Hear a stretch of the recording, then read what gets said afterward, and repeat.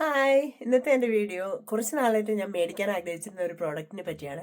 നമുക്കൊരു അൺബോക്സിങ് കണ്ടു നോക്കിയാലോ?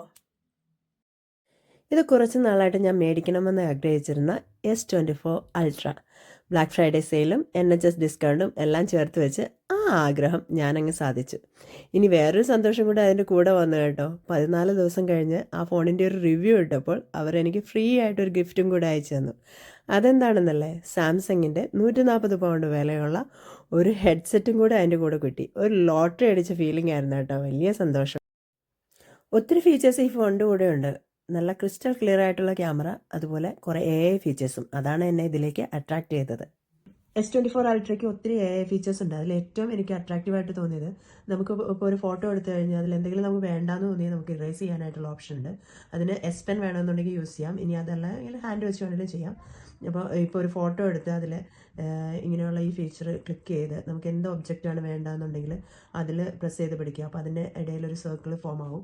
എന്നിട്ട് ഇവിടെ ഇറേസ് ബട്ടൺ ഉണ്ട്. ആ ഇറേസ് ബട്ടൺ ഞെക്കി കഴിഞ്ഞാൽ ആ സാധനം അവിടെ നിന്ന് റിമൂവ് ആയി. പിന്നെ ബാക്കിയുള്ള സ്പേസ് ഫില്ല് ചെയ്യാനായിട്ട് ജനറേറ്റ് ഫില്ലിംഗ് ബട്ടൺ കൊടുത്തു കഴിഞ്ഞിട്ടുണ്ടെങ്കിൽ അവരത് ഫില്ല് ചെയ്ത് മിസ്സിങ് പീസസ് എല്ലാം ഫില്ല് ചെയ്തിട്ട് നല്ല ഒരു പ്രോഡക്റ്റ് നമുക്ക് തരും. കണ്ടോ, ഇപ്പോൾ ആ ഹെഡ്സെറ്റ് അവിടെ നിന്ന് റിമൂവ് ആയി empty കേസാണ് നമുക്ക് കിട്ടിയിരിക്കുന്നത്. അപ്പോൾ നമുക്ക് എന്തെങ്കിലും ഇമേജ് റിമൂവ് ചെയ്യണമെങ്കിൽ ഇത് യൂസ് ചെയ്യാം. ഇതിൻ്റെ സേവ് കോപ്പി ചെയ്താൽ മതി. ഇനി വേറൊരു ഫീച്ചറുള്ളത്, നമുക്കിപ്പോൾ ഈ ഒബ്ജക്റ്റ് ഇവിടെ നിന്ന് മൂവ് ചെയ്യണമെങ്കിൽ അതും ചെയ്യാം. സെയിം തന്നെയാണ്. ഇതിൽ പ്രസ് ചെയ്തിട്ട് നമ്മൾ ആ ഒബ്ജക്റ്റിൻ്റെ അറൗണ്ട് ഒരു സർക്കിൾ ഇട്ട്, നമുക്ക് മൂവ് ചെയ്യേണ്ട ഒബ്ജക്റ്റിൻ്റെ അറൗണ്ട് ഒരു സർക്കിൾ ഇട്ടു. എന്നിട്ട് അതിൽ പ്രസ് ചെയ്ത് പിടിച്ച് നമുക്കിപ്പോൾ മൂവ് ചെയ്ത്, എനിക്ക് ഈ ബോക്സിന് ഔട്ടേക്ക് ഞാൻ മൂവ് ചെയ്യണമെന്ന് വിചാരിച്ചു. മൂവ് ചെയ്തു, വീണ്ടും ജനറേറ്റ് ചെയ്യുക. നമ്മുടെ ഹെഡ്സെറ്റ് ഇപ്പോൾ പുറത്ത് പോയി. അപ്പോൾ അതുപോലെ തന്നെയാണ്, ഇപ്പോൾ നമ്മളൊരു ആളാണ് നിൽക്കുന്നത്, അയാളെ ഒന്ന് കുറച്ച് മൂവ് ചെയ്ത് വെക്കണമെങ്കിലും, അല്ലെങ്കിൽ നമ്മളൊരു ഫോട്ടോ എടുക്കുമ്പോൾ എക്സ്ട്രാ ആരെങ്കിലും അതിൽ വന്നിട്ടുണ്ട് അവരെ ഇറേസ് ചെയ്യണമെങ്കിലൊക്കെ യൂസ് ചെയ്യാൻ പറ്റിയൊരു നല്ല ഫീച്ചറാണിത്. ഇതുപോലെ സേവ് കോപ്പി ചെയ്ത് കൊടുക്കുക.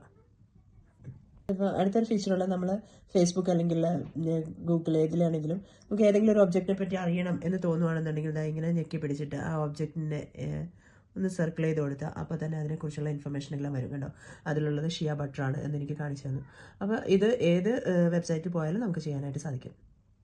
മറ്റൊരു ഫീച്ചർ ഉള്ളത്, നമുക്ക് ഇപ്പോൾ ഒരു വീഡിയോ നമ്മൾ ഓൾറെഡി എടുത്തു കഴിഞ്ഞാൽ അത് നമുക്കൊന്ന് സ്ലോ മോഷനിൽ എടുത്താൽ കൊള്ളാമായിരുന്നു എന്ന് തോന്നുവാണ്. പിന്നെ നമുക്ക് ആ മൂവ്മെൻറ്റ് റീക്രിയേറ്റ് ചെയ്യാൻ പറ്റില്ലല്ലോ. അപ്പോൾ അത് ചെയ്യണമെന്നുണ്ടെങ്കിൽ നമുക്ക് ഇതേക്കണ്ടോ, ഇതുപോലെ സ്ലോ മോഷൻ പ്രസ് ചെയ്ത് കൊടുത്തിട്ടുണ്ടെങ്കിൽ, ഇതുപോലെ പ്രസ് ചെയ്ത് പിടിച്ചിട്ടുണ്ടെങ്കിൽ ആ വീഡിയോ നമുക്ക് സ്ലോ മോഷനിലായി കിട്ടും.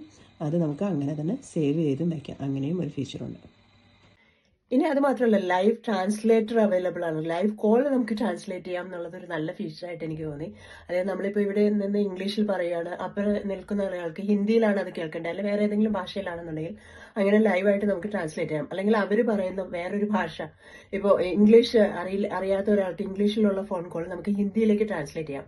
അൺഫോർച്ചുനേറ്റ്ലി മലയാളം ഇതുവരെ അവൈലബിൾ ആയിട്ടില്ല. 16 ലാംഗ്വേജസ് ആണ് അവൈലബിൾ ആയിട്ടുള്ളത്.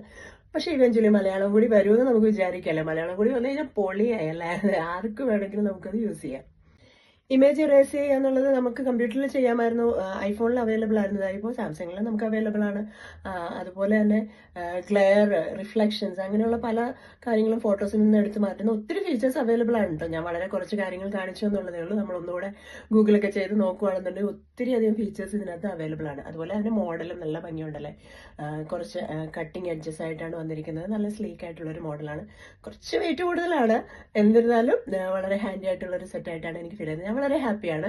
ഇതിനെക്കുറിച്ച്, ഇനി ഇത് മേടിക്കുന്നതിനെ കുറിച്ച് ആലോചിക്കുന്നവരുണ്ടെങ്കിൽ തീർച്ചയായിട്ടും ഫോർവേഡ് ചെയ്യുക. സോ അടുത്തൊരു വീഡിയോ ആയിട്ട് വരുന്നവരെ ഗുഡ് ബൈ.